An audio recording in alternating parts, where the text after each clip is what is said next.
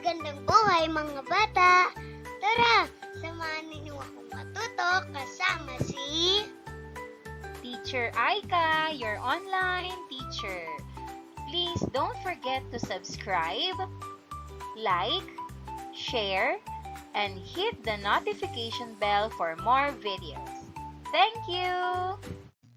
Revised K-12 Curriculum English Grade 5 Quarter 1 Lesson 5. Our topic for today is about comprehending informational text. This is Teacher Aika, your online teacher. Let's start! Learning competencies and objectives. Comprehending informational text. A. Identifying text types and author's purpose. First, determine the important details of an explanatory text. Second, describe the characteristics of a text that aims to explain, like excuse letter. Third, use glossary in understanding key terms and concepts. Day 1. Let's have a short review.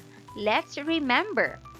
Think about different types of informational text you have read before. Can you name some examples?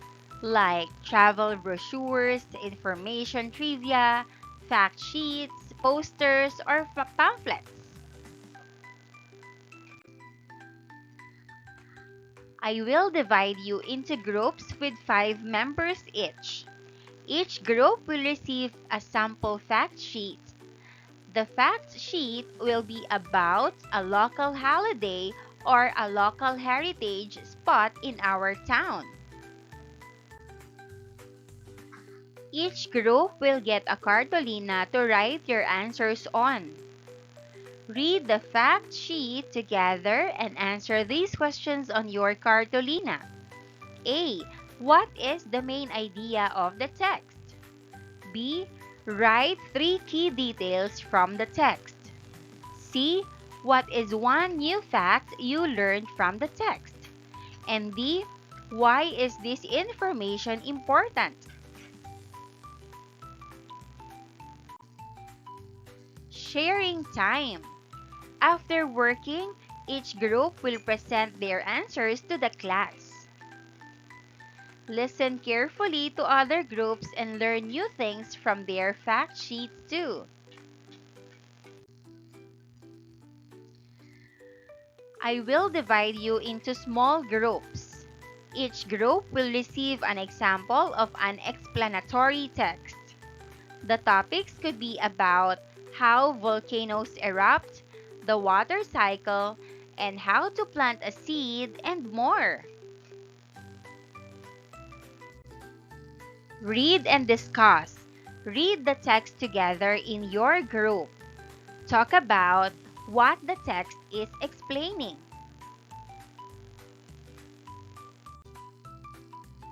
Present to the class. When you are done, each group will present their text to the class. Tell everyone what your text is about and what it explains.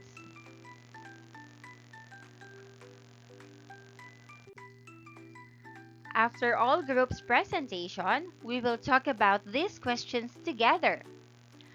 What did you learn from the text? Why do you think this information is important? And how can this information be useful in real life? Think about it. After our discussion, answer this question. Why is it important to learn about explanatory text? You can share your thoughts and write down your answers. Here are some ideas to help you.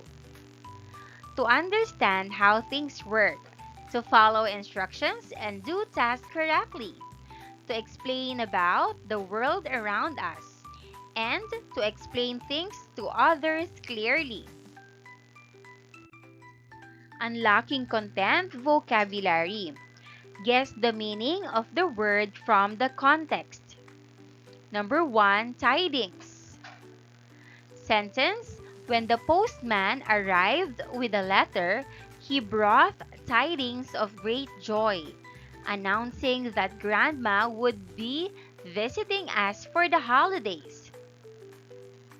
Question: what does the word tidings most likely mean in the sentence? A. Gifts. B. News. C. Groceries. Or D. Plans. Answer: B. News. Number 2, ancestral. Sentence: during our trip to the province, we visited our ancestral home, a grand old house that has been in our family for generations. Question: what does the word ancestral most likely mean in this sentence? A. Modern. B. Temporary. C. Inherited. Or D. Abandoned. The answer is C. Inherited.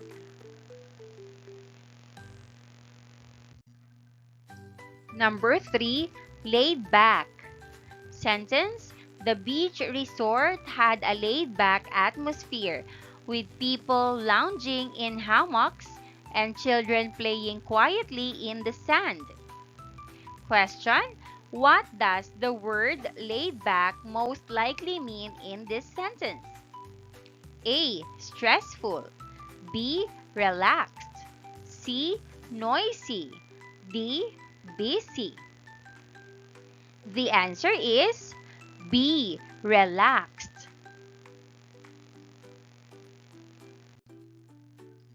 Number 4, garish. Sentence: she decorated her room with garish colors, using bright neon pink and lime green that hurt your eyes to look at for too long. Question: what does the word garish most likely mean in this sentence? A. Subtle. B. Muted. C. Bright and showy. Or D. Dark and dull. Answer: C. Bright and showy. Number 5, picturesque. Sentence: the small village nestled in the mountains was so picturesque, with its charming cottages, blooming gardens, and a clear stream running through it. Question: what does the word picturesque most likely mean in this sentence? A. Ugly. B. Dirty. C. Beautiful and scenic. Or D. Crowded. Answer is C. Beautiful and scenic.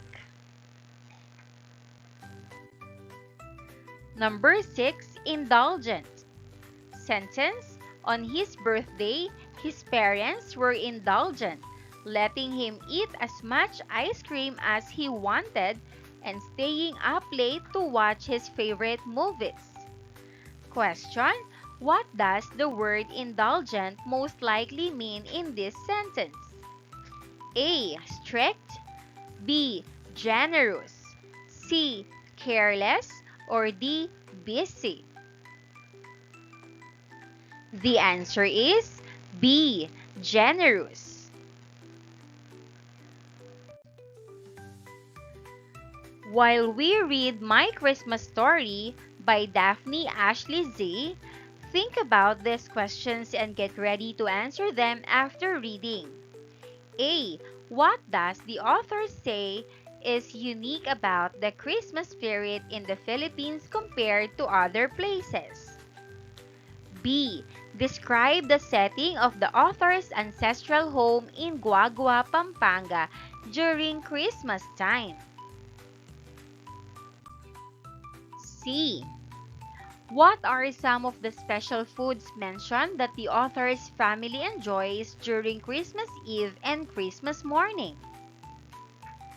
D. How does the author describe the changes in Guagua, Pampanga over the years?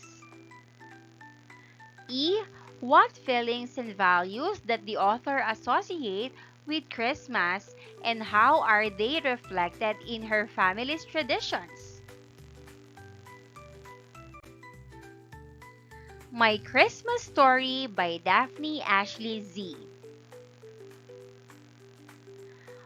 Of the 21 Christmases I've spent in this ever-changing world, half the number were spent overseas. And I can tell you this, there is absolutely no place in the world that comes close to the Christmas spirit in the Philippines. Sure, in the West, they have a white Christmas, filled with jolly tidings, family gatherings in front of a roaring fire, and a ton of snow outside. They may have the brightest decor on the cheeriest carols, but they're nowhere close to what we have here. Christmas is the best spent with our loved ones, the people we care most about. It's about giving and sharing what we have, with no expectations in return. Love, joy, and peace. These are what Christmas promises, and there's no better way to enjoy them than at home.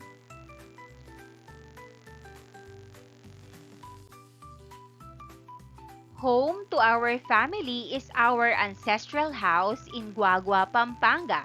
We travel 2 hours from Manila every year whenever we don't go abroad to have a family reunion.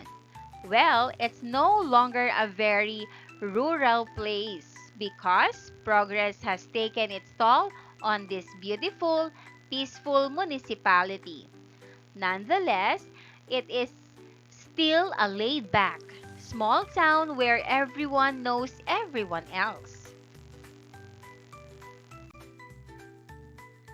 The plaza, located in the center of the municipality, screams progress from every angle. There was only one rural bank there back then. But now, there is a hall, a big local banks, on the once empty space, stand monuments and wishing fountains.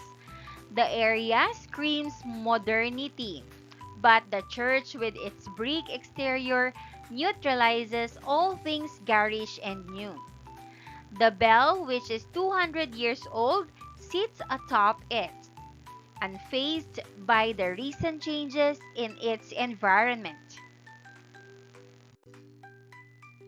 Laughing children run and play, their parents letting them freely wander while keeping an eye on them. Vendors sell all types of delicacies and drinks after every simbang gabi. Such is the picturesque scene I encounter whenever I'm home for Christmas.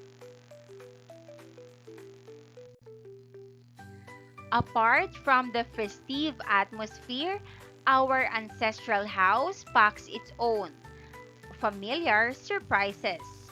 The preparations, the holiday food, as well as the stories and the company make up much of our family memories. At the midnight on Christmas Eve, my grandmother would always serve arroz caldo, along with delicacies such as suman, puto bumbong, and bibingka lined up on the table, together with champurrado. This is our typical Noche Buena, simple yet indulgent.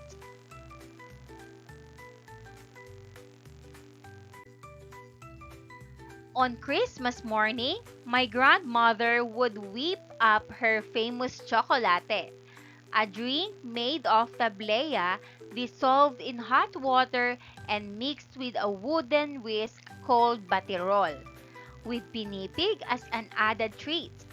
Sinangag and tocino with achara make up the rest of the breakfast menu. Sometimes with some chicharon on the side.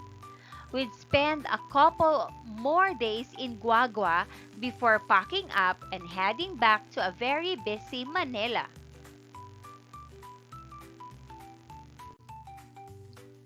Home is where the heart will always be. And home to me is a place where everyone there is around me, with food on the table and stories to share. This is my Christmas story. Questions and answers. A. What does the author say is unique about the Christmas spirit in the Philippines compared to other places? Answer. The author says that the Christmas spirit in the Philippines is very long and special. People start getting ready for Christmas as early as September. It is also happy and warm because families and neighbors celebrate together, which is not always like that in other countries. B. Describe the setting of the author's ancestral home in Guagua, Pampanga during Christmas time. Answer. The ancestral home in Guagua, Pampanga is full of lights and decorations. There is a big parol or Christmas lantern hanging outside. Inside the house, it is bright, busy, and smells like delicious food. Many family members gather there and they all talk, laugh, and share stories. C. What are some of the special foods mentioned that the author's family enjoys during Christmas and Christmas morning? Answer. Some special foods are leche flan, hamon, chocolate, and suman. They also have hot chocolate drinks and other Filipino treats that make Christmas feel more special and yummy. D. How does the author describe the changes in Guagua, Pampanga over the years? Answer. The author says that Guagua has changed a lot because some old houses are gone and some traditions are fading. But even if some things change, the warm feeling of Christmas and being with family stayed the same. E. What feelings and values does the author associate with Christmas and how they reflected in her family's traditions? Answer. The author feels that Christmas is about love, family, and togetherness. She values sharing time with family, giving thanks, and keeping old traditions alive. These are shown in how her family gathers in their old house, eats together, and keeps the Filipino Christmas spirit strong.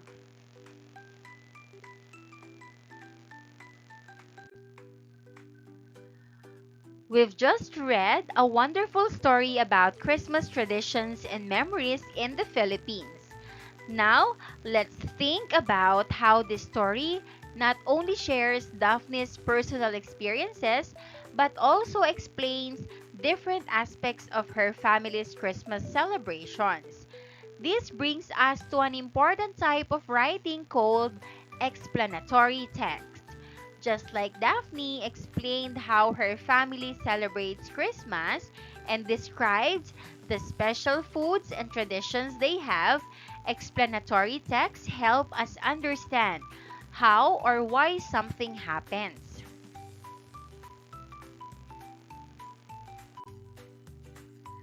One key element of explanatory text is the glossary, which provides definitions for specific terms and ensures readers fully understand the content. By learning about glossaries, we can improve our ability to explain and share our own experiences and knowledge clearly. Let's learn more about what explanatory texts are and how we can use them to effectively communicate our ideas.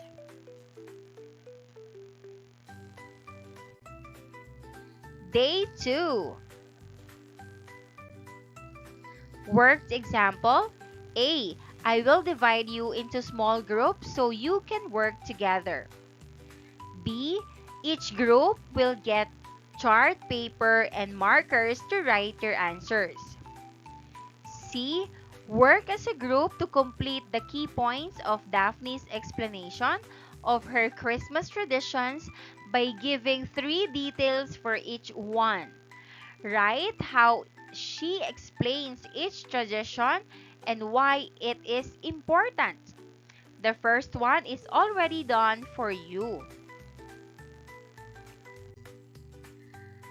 Key point 1. Importance of family gatherings.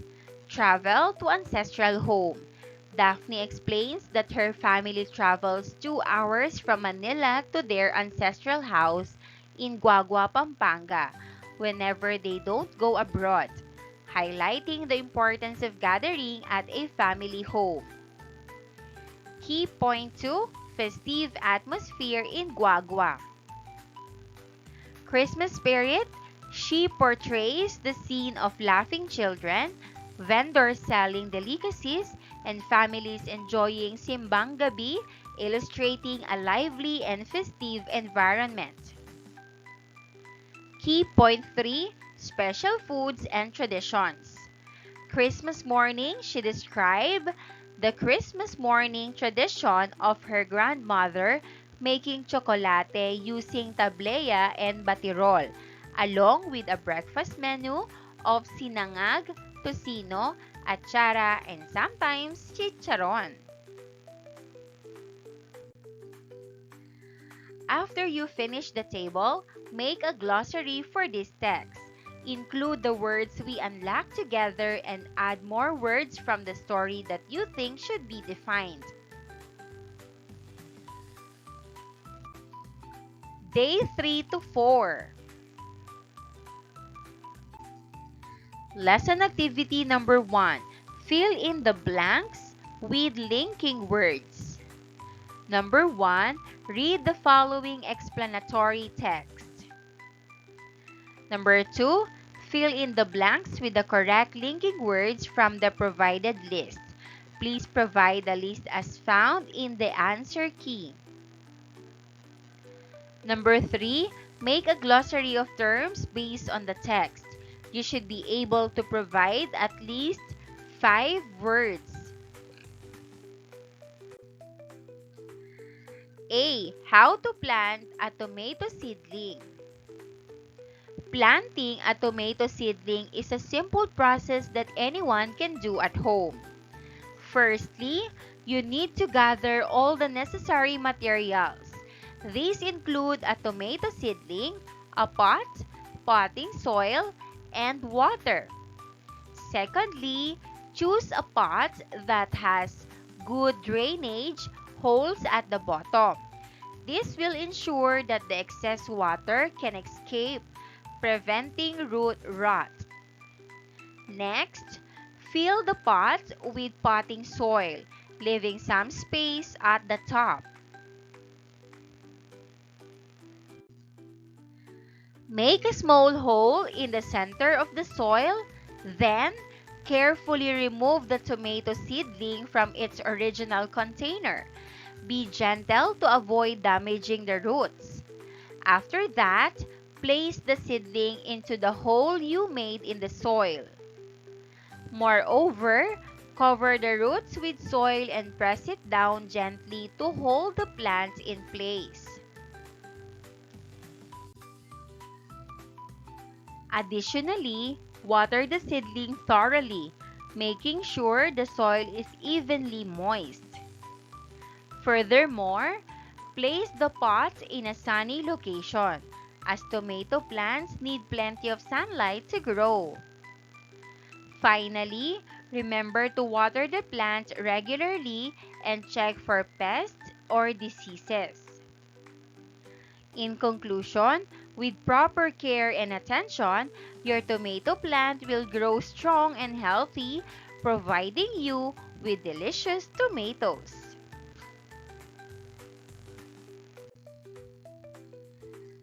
Activity number 2, writing an explanatory paragraph. I will group you and give each group a topic.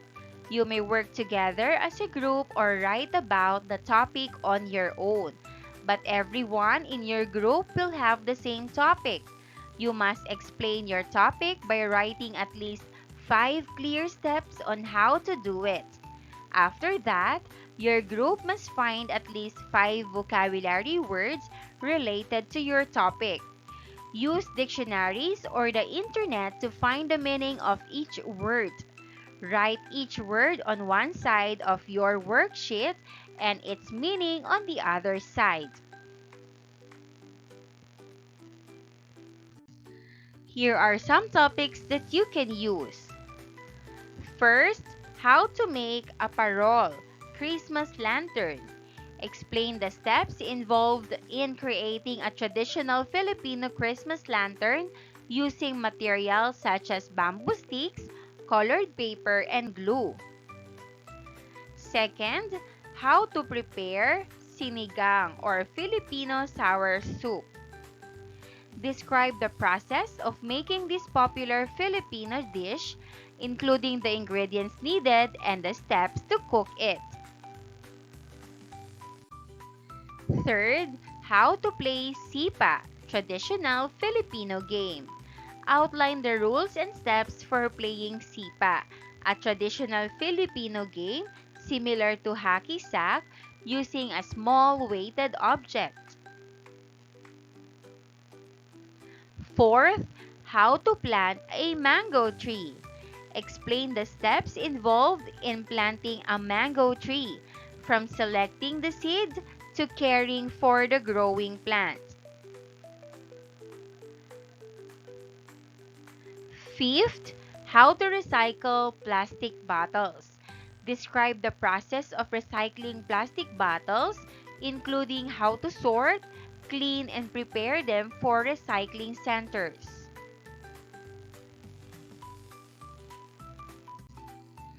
Here's the activity sheet. First, we have the title of the explanatory text.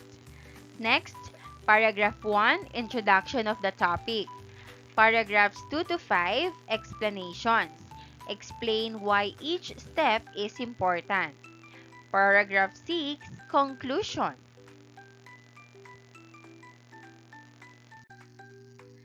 Next, we also have the glossary. First column, words to be defined. Second column, parts of speech. Third column, definition. Example, how to play sipa, a traditional Filipino game. Title of the explanatory text. Paragraph 1, introduction of the topic. Sipa is one of the oldest and most popular traditional games in the Philippines. It is like playing hacky sack but uses a small, weighted object called a sipag.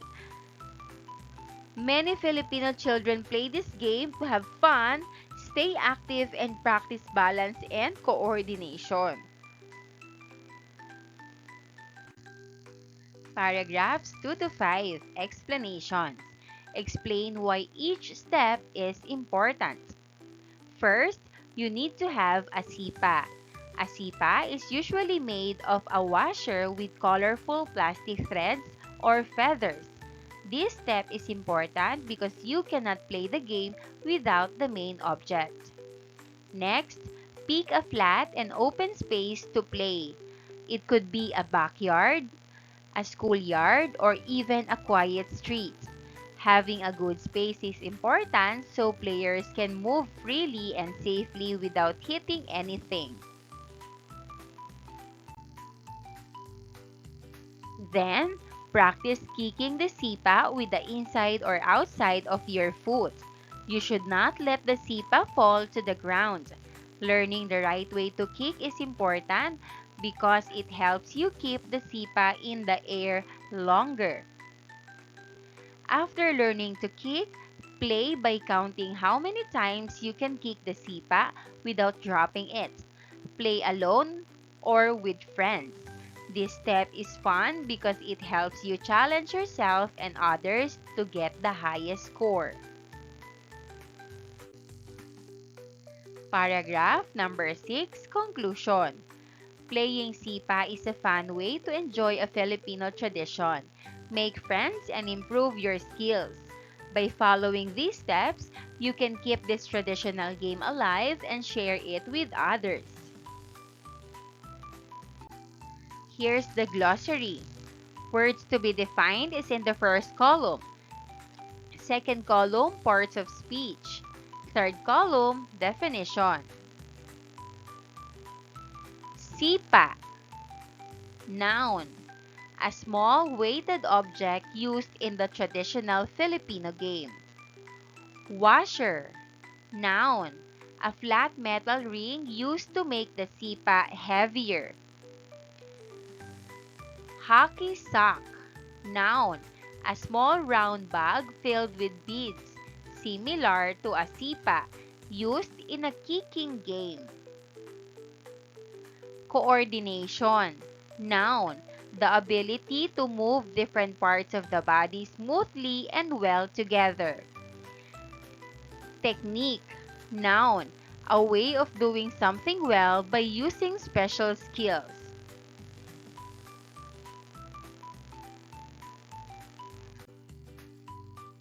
Learners' takeaways. For example, I could write an explanatory text about how to make a peanut butter sandwich. First, I would get all the ingredients like bread, peanut butter, and a knife. Next, I would spread the peanut butter on one slice of bread. Then, I would put the other slice of bread on top. After that, I would cut the sandwich in half if I want to. Finally, I would put it on a plate and eat it. Using these linking words helps my writing stay clear and in the right order.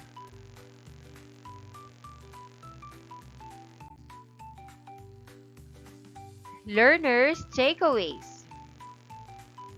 We learned that an explanatory text explains how to do something or how something works.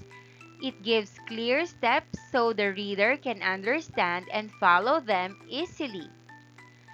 Linking words and phrases like first, next, then, after that, and finally are very helpful because they connect the steps in order. They make the explanation smooth and easy to follow. Without linking words, the steps might be confusing or mixed up. Reflection on learning. Written reflection prompt. A. Explain in your own words what an explanatory text is and why it is important. Answer. An explanatory text is a kind of writing that tells how something works or how to do something step by step. It explains ideas clearly so that the reader can understand and follow the instructions. It is important because it helps people learn new things, solve problems, and do tasks the right way. B. Explain the importance of a glossary in an informative text. Answer. A glossary is important in an informative text because it helps readers understand difficult words. It gives the meaning of new hard words so people do not get confused. With a glossary, readers can learn that words mean without looking them up somewhere else. This makes reading easier and clearer. Formative assessment, performance task, oral presentation of an explanatory text. Students will choose a topic from a given list or select their own topic. They will prepare and deliver an oral presentation that explains a process or concept.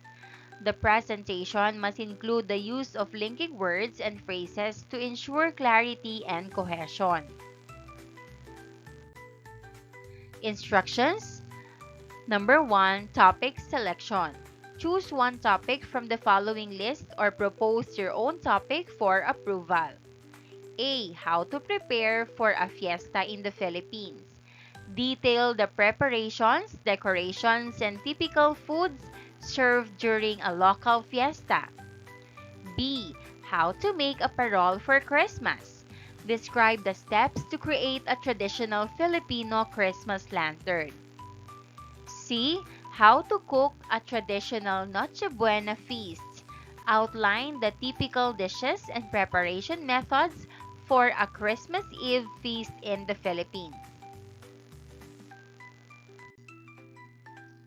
D. How to observe Holy Week traditions. Explain the different activities and rituals Filipinos participate in during Holy Week, such as Visita Iglesia and processions. E. How to celebrate Independence Day in the Philippines. Detail the ceremonies, parades, and activities associated with Philippine Independence Day on June 12. F. Explain the traditions of visiting cemeteries, lighting candles, and offering prayers for departed loved ones. G. How to observe the New Year's Eve traditions in the Philippines. Describe the customs, superstitions, and activities Filipinos engage in to welcome the new year, such as wearing polka dots and lighting fireworks. Number 2, planning. Use the planning sheet to organize your thoughts. This should include A. Introduction. Briefly introduce the topic. B. Steps. Outline each step of the process in a logical order. C. Conclusion. Summarize the explanation. Number 2, planning sheet. Topic, introduction, steps, and conclusion. Here's example answer. Topic, how to observe the New Year's Eve traditions in the Philippines.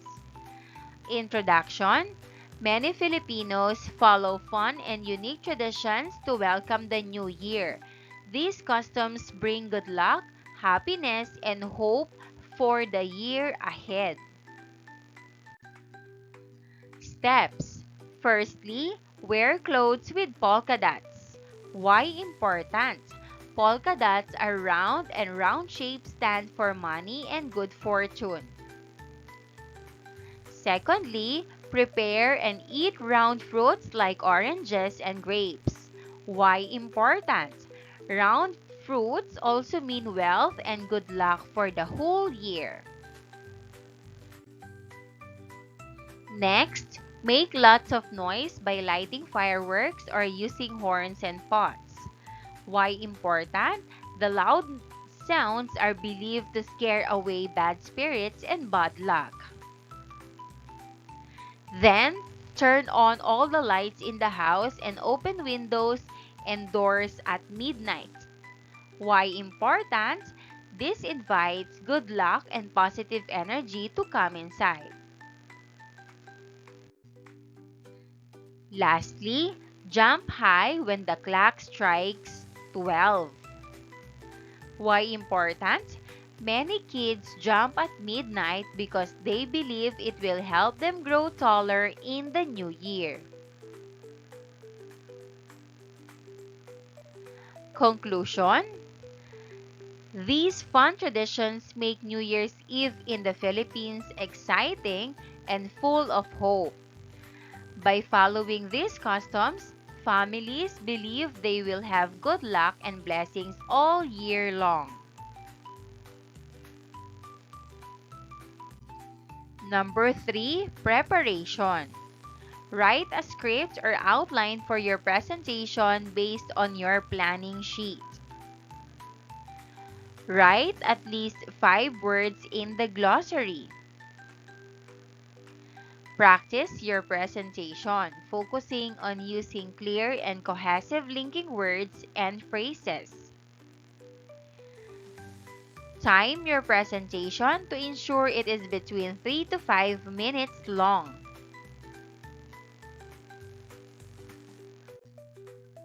Number 4, visual aids. Create visual aids to support your presentation, such as a poster, drawings, or demonstration materials.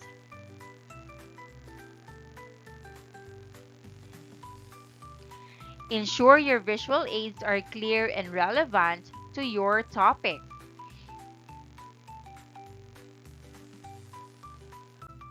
Number 5, presentation. Present your topic to the class, clearly explaining each step and why it is important. Use linking words and phrases. Example, firstly, secondly, next, then, lastly, additionally, moreover, to connect your ideas. Also, present the glossary of words. Speak clearly and confidently, making eye contact with your audience. And answer any questions from the audience after your presentation. Assessment criteria. Content and organization, 40%. Use of linking words and phrases, 30%. Clarity and detail, 20%. Delivery, 10%. And that wraps up today's lesson. If you enjoyed this video and want to see more content like this, don't forget to hit the subscribe button and ring the bell so you never miss an update. Thanks for tuning in.